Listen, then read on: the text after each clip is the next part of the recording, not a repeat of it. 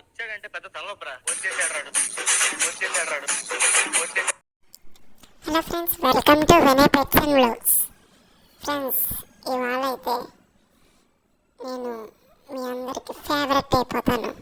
అలానే మా ఓడి channel like చేసి సబ్స్క్రైబ్ చేసుకోండి. ఇంకా వీడియోలోకి వెళ్ళిపోదాం. హలో ఫ్రెండ్స్, ఇవాళ అయితే మా 2 ఫీట్ అక్వేరియం గురించి చెప్పబోతున్నాను. ఇంత క్లీన్గా ఎలా ఉంటుందని. నేను వాష్ చేసినప్పుడు ఇది లెమన్ అనేది వాడతాను, నిమ్మకాయ. దాంతో మనం అక్వేరియం కడిగినప్పుడు సోప్ యూస్ చేయకండి, లెమన్ వాడండి. సోప్ యూస్ చేయడం వల్ల ఫిషెస్కి అనేది చాలా హార్మ్ఫుల్ అవుతుంది, ఫిషెస్ చచ్చిపోవచ్చు.